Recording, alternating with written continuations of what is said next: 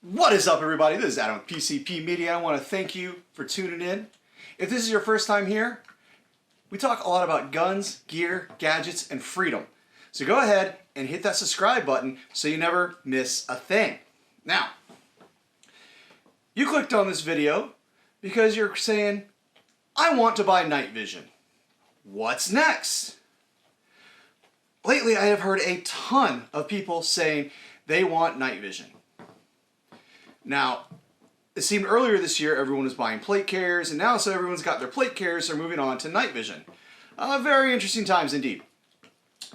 But so whether you want to get your night vision to where you want to stargaze, you want to hunt, or you're preparing for a big igloo, you recognize that this is something that can provide a huge tactical advantage and force multiplier to help improve your abilities to survive.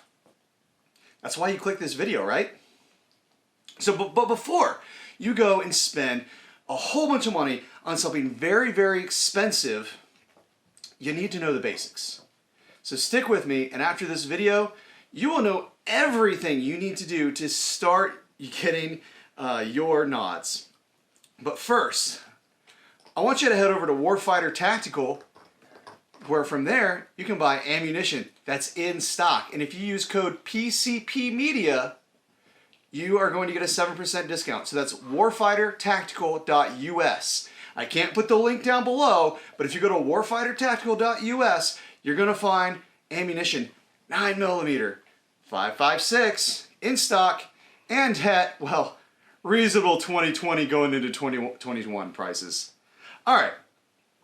With that all said, though, let's get away from segues and marketing. Let's talk the basics. Okay, so there are three different generations of night vision. There's generation 1, which is essentially a toy. You're better off avoiding it. It's a waste of money. You're not going to get a pragmatic... The value proposition isn't there. Just get a flashlight instead. You'll be much better off with a Surefire or Streamlight flashlight. Now,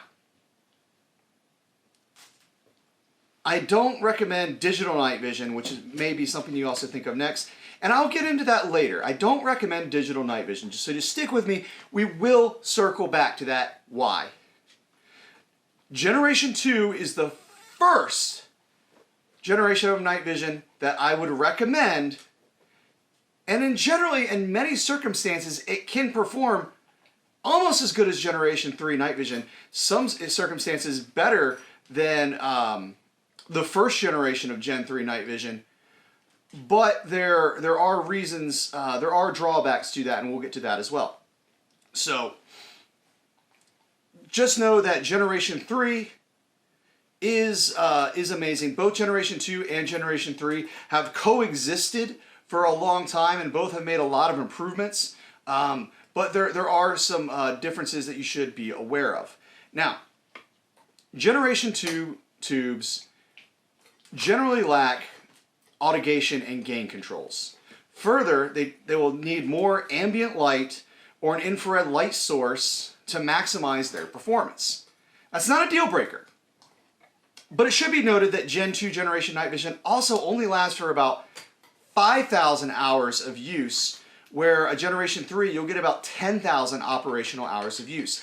Yes, the tubes, they're called intensifier tubes that are in your night vision, do wear out with time. Now granted, if you're using it for that long, chances are you've gotten very much into the hobby and you're aware of that already. But just so keep that in mind. When you look at the prices, it oftentimes is not, it's a better value proposition to get the better performance of the Generation 3 than it is to get a Generation 2.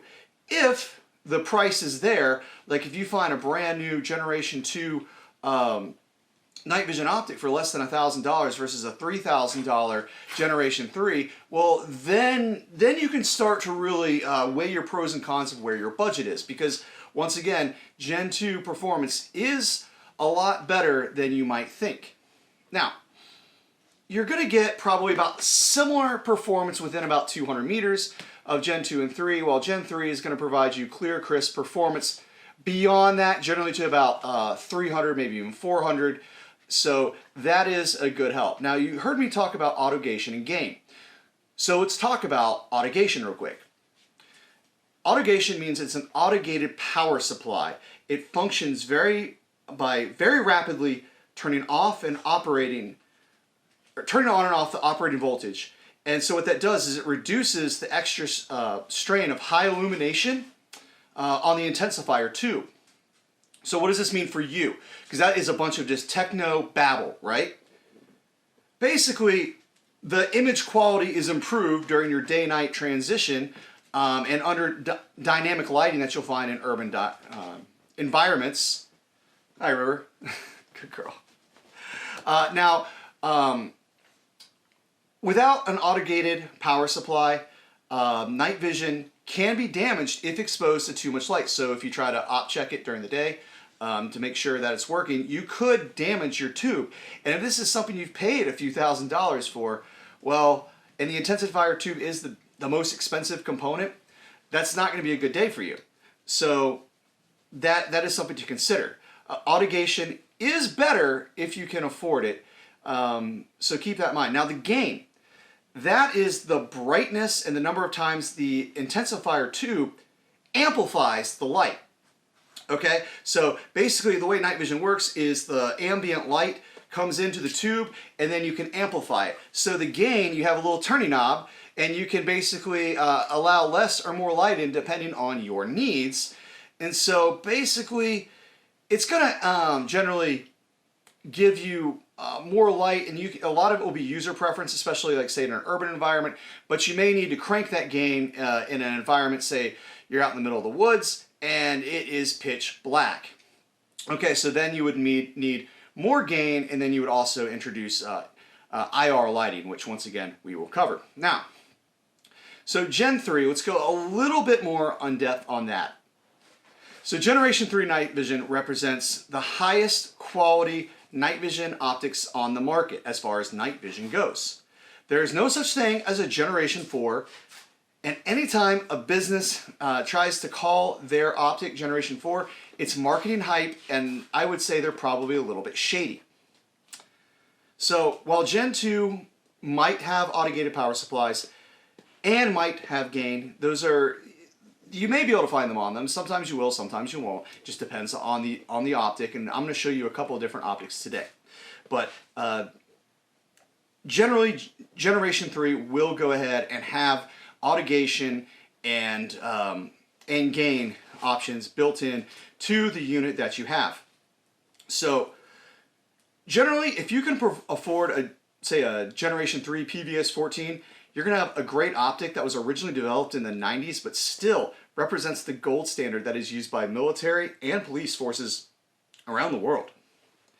Now, some of you who may have done a little bit more research may have heard of something called white phosphor. So this is a newer option for night vision optics that you'll generally see available in more premium Generation 3 offerings, which you can see in some options of PVS 14s or some scopes. But this, what it does is it creates a more of a blue image versus a green image that you're seeing on your little mini TV. It's basically like when you're looking through your night optic, okay, a PVS 14. So it's not like looking through a scope. You're looking through a little screen on this side, and normally you get a green one, but instead what you're getting is this blue, and it's supposed to provide more contrast and visual acuity, so you get less eye strain, and it should provide a better overall picture, but it's more expensive, and quite frankly, I have not had the opportunity to use one, so I can't provide any personal experience on that, but everything I've heard is that it's awesome. So bear with me on that one. That one is going to be a little bit more expensive, a little bit more premium. I've never heard any complaints about those people who have it, but that is that. So next we want to talk about IR lasers and illuminators. I also am going to talk to you about lasers versus LED illuminators. So on night vision, okay, so this is another, this is my Generation 2 M845 1.8 power red dot. These were used by US Special Operations in the 80s and early 90s, but this is a great value option that you'll probably never see anymore. but it doesn't have gain, it doesn't have auto-gation. So if it's really dark, or just in general, having a illuminator, which this PEC 2 does, it's got an IR laser, infrared laser, and an infrared illuminator. So these only work at, you can only see them through night vision, okay? Now, so you can, these are great force multipliers to make your night fighting way more effective. So once you have your IR laser zeroed to your rifle, you can use that, that laser as an aiming tool to easily put your rounds on target, very easily out to 100, 200 yards. I'm not going to talk about military applications of doping targets. That is another topic for another day. But if you're using, say, a PVS 14, which is helmet mounted, then it's like, it makes shooting like a video game. Look where your target is, pull up your rifle, put the laser on, and shoot, and the target goes away. Okay? So one thing to keep in mind, though, is that IR lasers and IR illuminators are invisible to the naked eye. Anyone else with night vision will be able to see you, right? So you're basically, it's like using a flashlight. If you're out in the middle of the night, the dark, and you put a big white flashlight as you're walking around, someone's going to notice you, right? Same thing goes with this. So consider that light discipline. If you were trying to be out and about and not be seen, just like you would not want to wave a flashlight on everything, which could reveal your location, the same thing goes with your infrared lasers and illuminators. This is also why I do not suggest you do digital night vision. Digital night vision is not for serious use because it requires infrared illumination to work. Okay, so infrared illumination is it's your flashlight, all right? And infrared illumination is amazing. It's very, very useful in tactical environments, or if you're hunting, or if you're just trying to see at night. But that is something to consider, that as far as your enemies being able to see you, if you're worried about near-peer opponents. Now, granted, if you're out hunting hogs, that's not a concern. But another thing to consider is an infrared illuminator that is laser versus LED.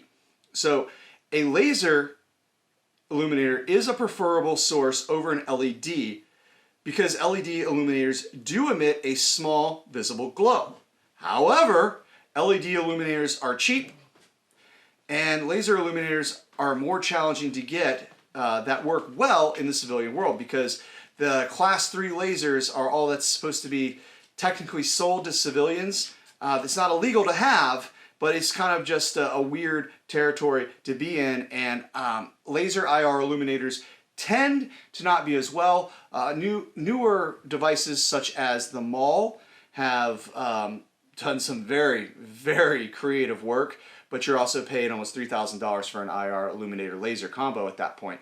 So you are paying more to get something amazing that, I mean, it's the bleeding edge of night vision technology, but that is something to consider. Okay. One of the next things I really want to dive into now is the application, all right? I have shown you a night vision scope. I have shown you my PVS 14, which is helmet mounted. And so we want to talk about also clip-ons as well. Clip-on night vision basically going in front of or behind the optic. And then there's also, you know, you could have dual tube optics where basically you have helmet mounted, it comes down, both your eyes are covered by these night vision tubes, and that provides an awesome option because it gives you greater depth perception than looking through just a one monocular, but there's also advantages just to having the monocular. So night vision scopes, these are a great option, all right? This is amazing. But you can only see at night what you're aiming at.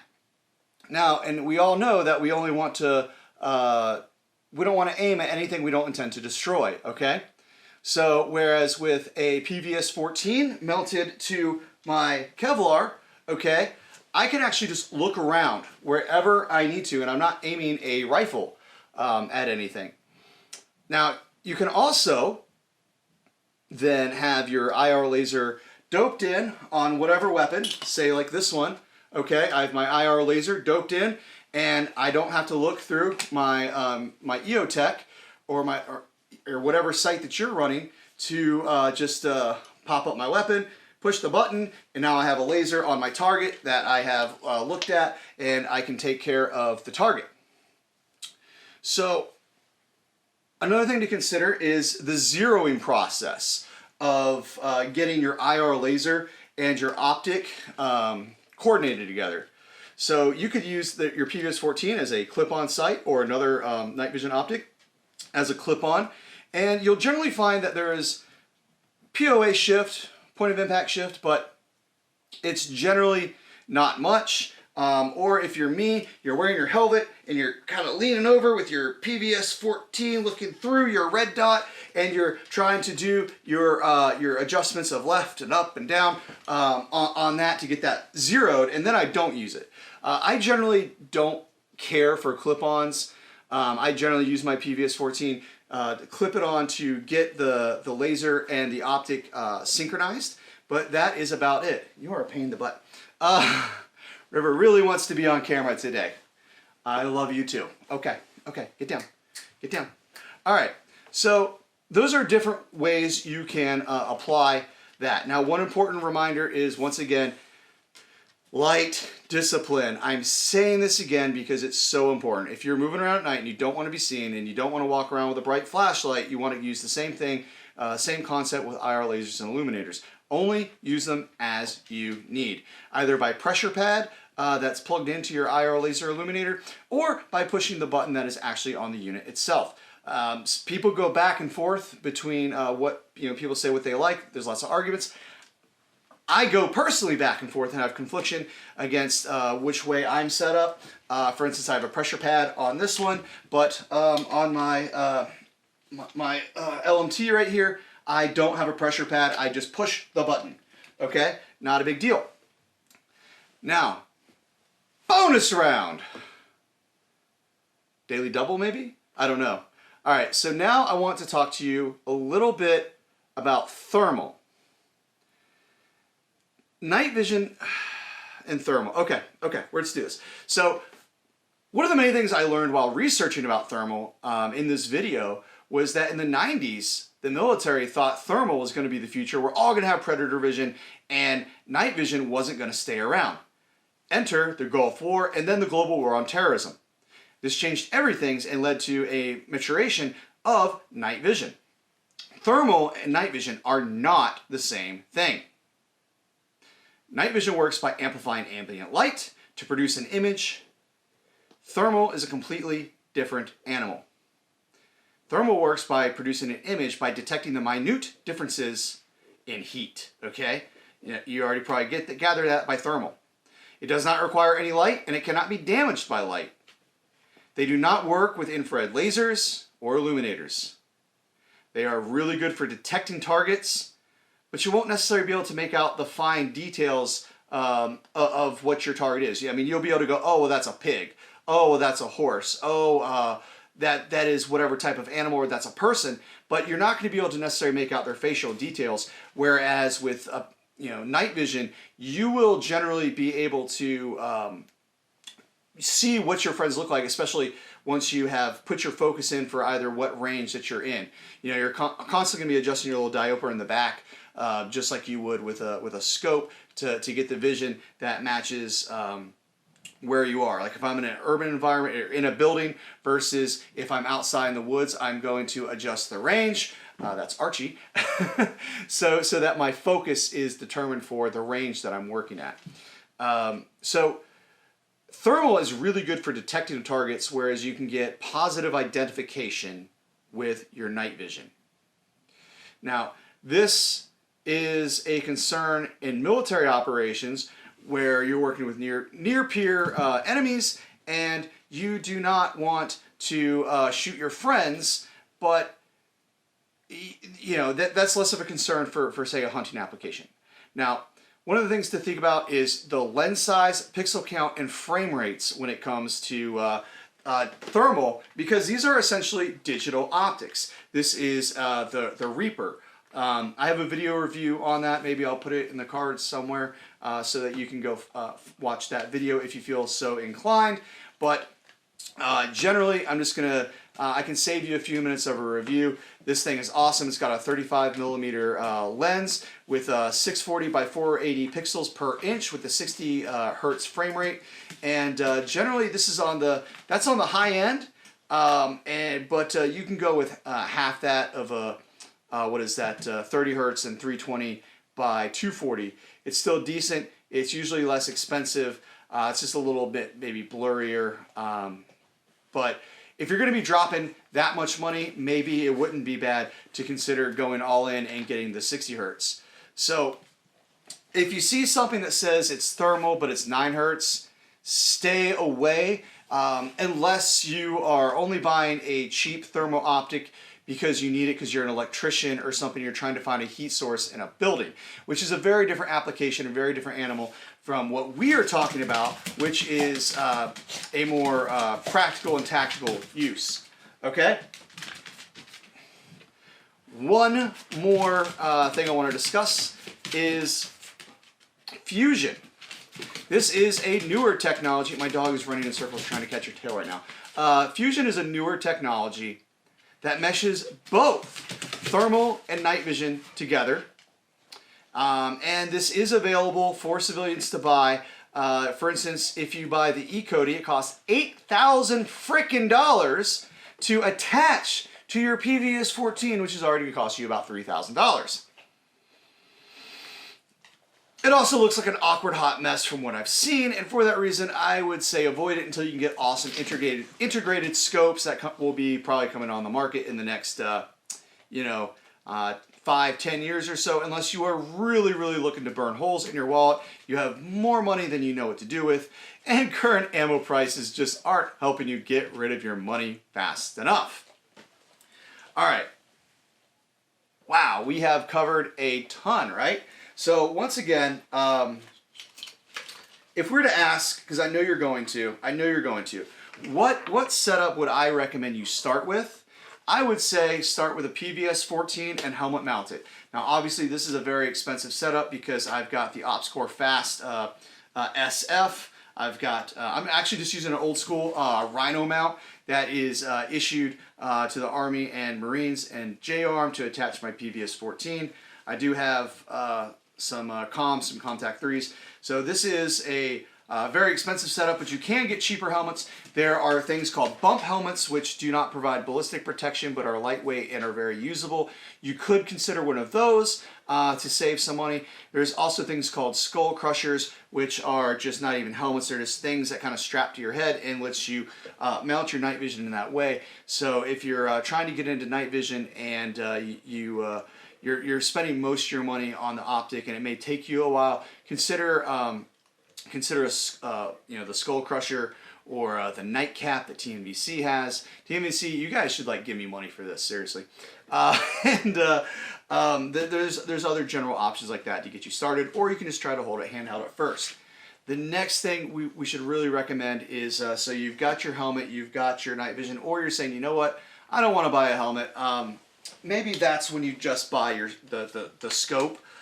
This I was able to get for $865 several years ago. That's one of the reasons I bought it, was that it was so cheap for such an awesome rugged little optic. So that's an option where you can consider getting a scope over helmet mounted, but the most usable piece you'll get will be the PVS-14 helmet mounted. Now, if you are using a machine gun or something, I would say use an awesome, really expensive scope. But generally, I prefer helmet mounted over that, and then having a doped in infrared laser and illuminator set up how you want. There's several great options for illuminators. There's basically the equivalent of the PEC-15, the ITAL-C, which has a fixed illuminator, which means you can't make it go out wider or tighter, but it does give you a nice illumination like a flashlight, but obviously just invisible to the naked eye. Then you have, and then it's got a red and a IR laser, so you could actually zero it during the day with your visible laser.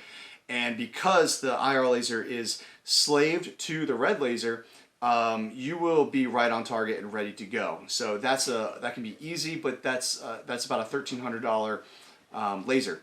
Then you have D-balls, which range in price from, oh geez, you can get Steiner lasers from anywhere from about $400 to several $1,000s. So I have, this is actually, this was LDI. Now it's owned by Steiner. It tells you how old this is. This is just a laser. It's a ITAL, which means it's an inline laser with the bore. So I think they sell these for about $400 now. And when I bought mine, like in 2013, that was like a $500 plus, maybe even $700 plus laser. And then once again, if you are rocking thermal, that's what you decide to go with. You don't need an IR laser, but you're going to be paying a significant amount of money just to drop this in. Now, if you were to ask me what I would start off with, if you're like, hey, if I want to get night vision or I want to get thermal, you have the money, I would actually still suggest you start with night vision.